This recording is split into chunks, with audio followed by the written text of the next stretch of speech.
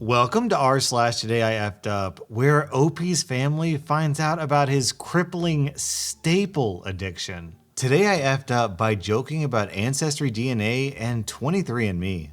This actually happened over Christmas last year. My family, including my paternal grandparents, aunt, uncle, and cousins and second cousins were having Christmas dinner. My grandfather brought up that he did Ancestry DNA, or was it 23andMe? I don't remember the exact one because I can barely think about it. It's hard just writing this up. It was really cool to hear what he found. He found he was mostly Scandinavian spread out over the British Isles, particularly Wales. We knew this part already, but then it was discovered he's 3% Persian. Very small, and probably doesn't mean much really, but cool nonetheless. He's a huge genealogy guy, so he's been working on his lineage. The only ancestor he's mentioned that makes me question the validity of his findings is that we're a direct but illegitimate descendant of King George III. The reason why I question this is King George III is recorded as one of the few kings who never had a mistress. However, he believes it because there's a diary passed down in our family from the brother of this woman who supposedly was a mistress of King George III. We're descended from that woman. He mentions traditions and the honor, etc., etc. Anyway, off topic. I thought it was fascinating and I love hearing what he's found. I brought up possibly using my Christmas money, we get money from them instead of gifts, to get one of these kits. I don't think I was really going to do it. I usually use the money to pay bills. Silence. And it was that thick, uncomfortable silence. Everyone but me, my sister, our husbands, and parents left the table. My sister and I look at each other quietly, wondering who's the half-sibling. My parents haven't said anything yet, and trust me, this is a complete surprise that it would even be an issue. We look like our parents, the only thing that's different is my eyes. I have weird hazel eyes that can shift from bright green to a weird shade of blue with an amber ring around the iris and light, or because of the outfit of the day. My sister has hazel eyes too, but hers are just a green/brown color. I always just figured it was one of those things where it was a recessive trait that just decided to pop up in me. I never really thought much about it unless my sister whines about how it's not fair I have such cool, pretty eyes. Well, okay. Dad says, "There's a chance, OP, that you're not my daughter." My sister and me have that wide-eyed, stunned look. My sister grabs my hand. I love her big sister ways. I say, "Okay, your mom never had an affair. This isn't some cheating story." What? I start to feel very sick. My mom says, "I hope to never have to tell you this. I was taken against my will. The reason we're not sure is because your dad and I hugged passionately earlier that day." I want to die. I start crying. And I say, "Everyone else knows though if they left the table." "Your grandparents know." My sister says, "Okay, well, the guy is in jail, right?" "No, they wouldn't move forward with the case." "He's still out there?" And my sister says, "But obviously we're far away from this guy, right?" My dad and mom look at each other. It was my brother. I felt so sick. I felt dirty. I had to run to the bathroom to throw up. I couldn't stop shaking. My sister came into the bathroom with me and we just cried. We probably should have been with my mom then too, but we weren't thinking. Our husbands were just stunned and quiet. The rest of the vacation was just weird. If it wasn't for my nephews, I'm pretty sure I would have just gone home. Oh, my nephews are wonderful. Well, we came home and I had to battle with the "do I want to know" thoughts. I could get a DNA test, but I couldn't do that to my parents if it came out wrong. But it weighed on me too much. I had to know in order to move forward. So I asked my dad if he would submit his DNA with mine. We weren't going to tell my mother if it wasn't the outcome we wanted to save her the grief. It was hard asking him to not say anything to her. He should be able to talk to his wife. So we submitted the test. I am my father's daughter. I cried when I got the results. It was a huge weight off my shoulders. I made a decision not to tell my dad. I wanted to surprise them. I kept saying I hadn't gotten the results back. I did tell my sister though. I gave them the piece of paper on Mother's Day. I was going to wait until Father's Day, but I couldn't. So I got a blank card. Inside I wrote, "Mom, open the paper." She opened it and I had written Happy Mother's Day and Happy Early Father's Day. Lots of hugs and tears that day, yeah. Thank God. And then OP adds more information in an edit. It was my uncle on my mother's side. I've met him. My sister and I were never without our mom or dad in the room if he was there. The family did sweep it under the rug because there is a much longer history between him and my mother. My parents did try to get him charged, but the prosecutor wouldn't go through with it. 2 sperm donors create a reasonable doubt even though, yes, it was her brother.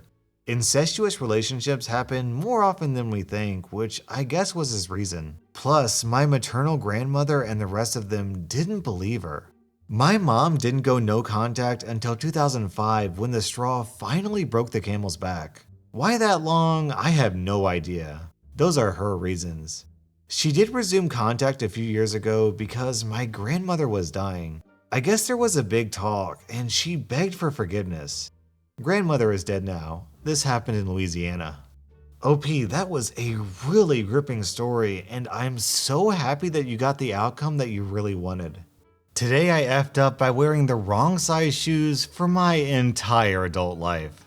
Okay, so by today I effed up standards, this is pretty tame. But considering the years of agony I unintentionally put myself through, I think it qualifies.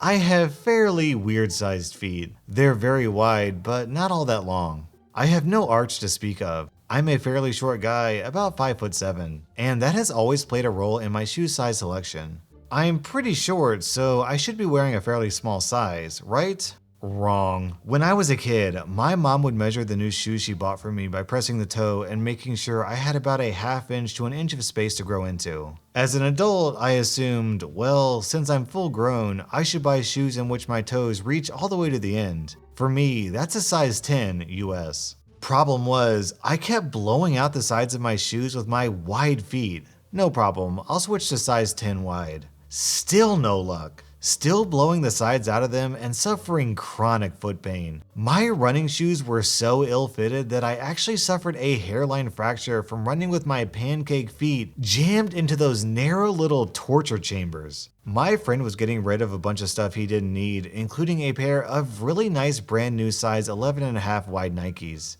I said, sure, F it, I'll take them, let's see how they fit. Oh my God. It was like wearing pillows made of clouds on my feet. I was walking on cotton candy and unicorn farts. I had no idea how much misery I had been in until I wore those shoes. I wonder now if some of my poor life decisions have just been because I was in a bad mood because of so much needless foot pain and I didn't realize it. There's about 3/4 of an inch of room in the toes, but that doesn't bother me at all. OP, it sounds like you're experiencing total relief. Today I effed up by blowing my nose too hard, opening the elevators from The Shining, and having to get my nose cauterized. I woke up today and it was like any other day, so I thought. As I disembarked from the dream train, I stumbled into the bathroom to deal with my morning routine. I noticed my nose felt full. I get excited because who doesn't like breaching the booger dam and firing boogers out like a railgun? I blew gloriously and felt the sweet release of said booger dam. It was like buckshot into a tissue. As soon as I did this, I knew something was amiss.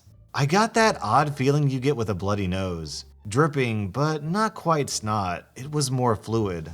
I touched my nose with a tissue and I realized it was soaked. We're not talking little drips of blood, but full on red as can be. I grab a tissue and move the old one to apply the fresh sponge. Immediately, it was pouring a rain of blood in my sink. As I hold a new tissue, I start to realize I can't breathe and my throat is getting full. I spit in the sink and a golf ball sized glob of coagulated spit blood hits the sink like one of those sticky hands you get from the dollar machines. I went to the hospital and spent an hour with a clothespin device on my nose until a doctor could see me. He takes his nose scope and tells me I've busted a vein and we're going to cauterize it. Like as in burn the inside of my nose to sear the vein closed? He walks in with a stick and tells me to hold his light. I hold it and he goes spelunking, poking around, and it immediately starts to burn like I poured hot sauce in my nose. Now, I can't blow my nose for 3 weeks and it's cemented shut from dried blood. I'm uncomfortable. Then we have this contribution from Breaking Out Incels down in the comments. Fun story, when my brother was 13 or 14, he had the same thing happen. The thing is, he got his terms mixed up, most likely because he had been doing some soldering in tech class. So at our parents' fancy dinner party later that week, he confidently declared that the doctor sodomized his nose. That would be the most awkward Tinder profile ever. Hello everyone, I'm a 45-year-old doctor. Honestly, I'm just a simple guy who's looking for a girl who will let me sodomize her nose. Today I effed up by letting my niece and nephew use my PlayStation account and ruining my girlfriend's holiday. My niece and nephew are the best niece and nephew an uncle could ask for. They're bright, kind, good-natured kids. My niece, who we'll call L, and nephew, who we'll call W, don't have many games on their PSN account. So being the cool, that is, stupid uncle I am, I gave them access to my PlayStation account to play my far superior collection of games. All was well for about a month. I knew they couldn't buy games on the account because all payments require a card verification number. But imagine my surprise yesterday when I get this message on Facebook. OP, can you check your bank? It was my brother-in-law, my niece and nephew's father. W is playing Fortnite and he has 65,000 V-Bucks. Is this normal? My heart stopped. Their parents are great people, but not particularly savvy with gamings, consoles, or microcurrency. I went to my transaction history on PSN and nearly threw up when I saw this. All told, £422.90, that is $531, had been siphoned out over a week, with most of the bombardment happening yesterday. By the time I got back into the account to assess the damage, 20,000 V-Bucks had already been spent. I saw that the PlayStation wallet can be topped up before each purchase, so they must have paid for it by first buying wallet currency, which apparently didn't require a code. That's F up number 1. I tell my brother-in-law, tell them to stop what they're doing. Shut off your PS4, I have to sort this out. I immediately unhooked any bank cards from the account and looked at what my options were. Nothing. The PlayStation Store doesn't have any protections against accidental purchases like this, and the best they can do is refund the amount back into your PlayStation wallet. This is money that can never be accessed again, except for buying games or mother effing V-Bucks or some other BS currency. For all intents and purposes, I have lost that money. The bank can't do anything about it. So here's where it gets really messed up. F up number 2. My girlfriend is visiting family in the US and was storing her savings for the trip in that account. She will have expenses sorted because she's staying with family, but she will be going with virtually zero spending money now. And they had a number of activities planned which she likely can't take part in now. That was a very difficult phone call, and she handled it better than I ever could have expected, and far better than I deserved. I'm not mad at the kids. I genuinely don't think they meant it. I'm mad at myself. I didn't think it was possible, but then I should have done more research. I feel so terribly guilty for putting my girlfriend in this situation. The kids are upset that they did it. Their parents are currently suffering from stage 4 embarrassment cancer, and all around, the whole thing is just effed up.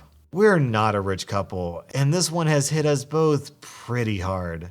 So, fair warning, double check that your payment security features on PSN are set up properly, or you could end up getting thoroughly shafted as we did.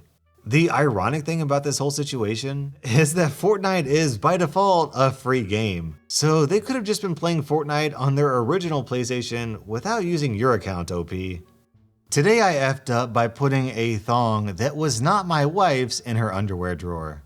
This happened 2 days ago. So last week, I found a thong on the floor in my living room, smelt it like the animal I am, was clean, and put it in my wife's underwear drawer.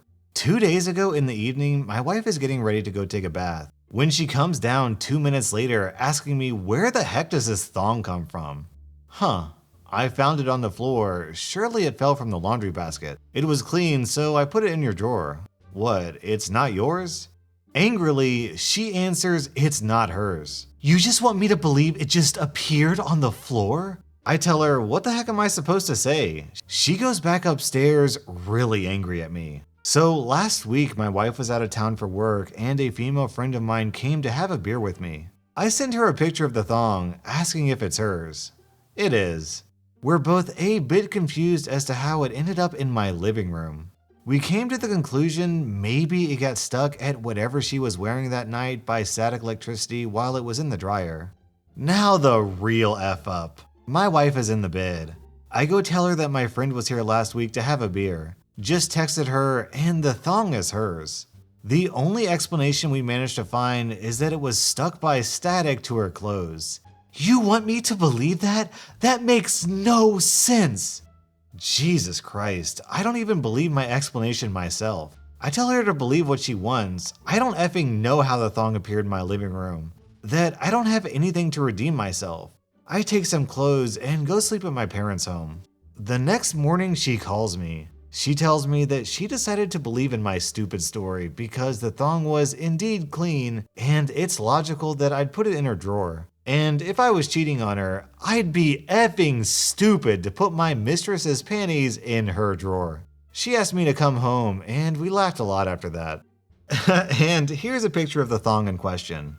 So here's a question for all my viewers out there. If you're cheating on your wife, is hiding your mistress's underwear in your wife's underwear drawer the best cover-up plan imaginable or the worst cover-up plan imaginable? Our next Reddit post is from Throwaway.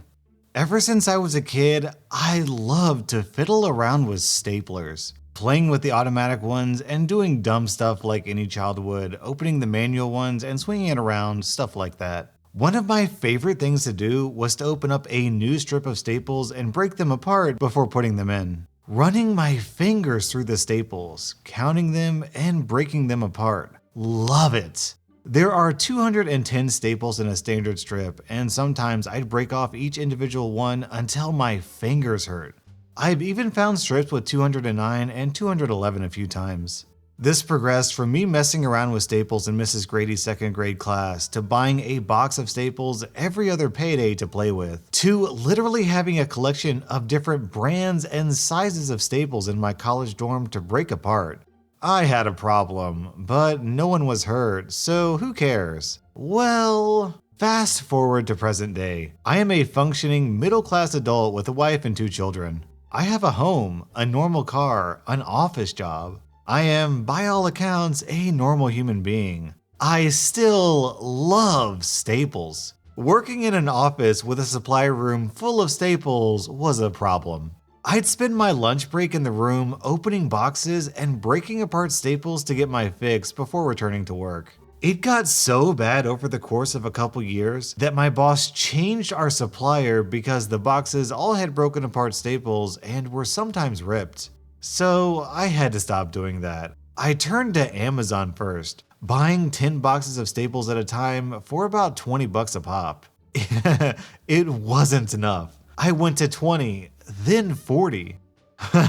My wife got curious then and asked, "Why are you buying all these boxes of staples?" But I brushed it off as a work issue that I'd get reimbursed for, and I knew I had to change my methods. Over the course of a few months, I enabled myself. I started using cash only at different office supply stores around my town and neighboring towns. I would sit in my car and break apart staples before going to the next store. I began to stay out late and tell my wife I would be home soon so I could go buy more staples from different stores. I opened up a new credit card to put online so she wouldn't know, but she caught it in the mail. She got suspicious because things weren't adding up. This past Thursday, after one of my late nights, I get home with a trunk full of broken staples and 10 freshly broken boxes in my passenger seat to see my parents' cars at my house. I walked in and everyone is sitting around like it's an intervention, because it is. My wife asked if there was anything I wanted to tell them, and to tell the truth about my problem. I sat down and kept saying, "What are you talking about?" until my mom said, "Honey, we saw the pictures." Then my wife tells me that my late nights, excuses, and general weirdness about the credit card, and some other little things that made her hire a private investigator. This man followed me around to office supply stores and watched me, quote, do something with what I had in the bag from multiple stores. It basically looked like I was a drug runner for Office Depot who was using some of the product for myself. At this point, my wife started to cry and my dad shook his head. I, I had to come clean, and all I could muster was, I like staples. The WTF looks I got afterwards turned into disbelief, then concern, then fits of laughter when I showed them my car. I came clean. I backed this up by showing my secret stash of used staples in my attic and explained the purchases on the card to my wife. Right now, my only concern is my dad. He didn't laugh, just kind of shook his head continually in disappointment without saying a word. Believe it or not, I think therapy or addiction meetings may help, as my wife gave me these suggestions the day after. I may or may not do that, but the good news is I now have a staple hour once I get home, and my budget for staples is a lot for my wife now. OP, I'm very disappointed in you, but not because of your staple habit. I'm disappointed because you buy all your staples from Office Depot and not from Staples. Hugo, you have a squeaker addiction. You know that? I think you have a problem. I think you need to see a therapist. All you care about is squeakers and playing. That was rSlash Today I Effed Up. And if you're addicted to my content the way Hugo is addicted to squeakers, then hit that subscribe button for more daily Reddit content.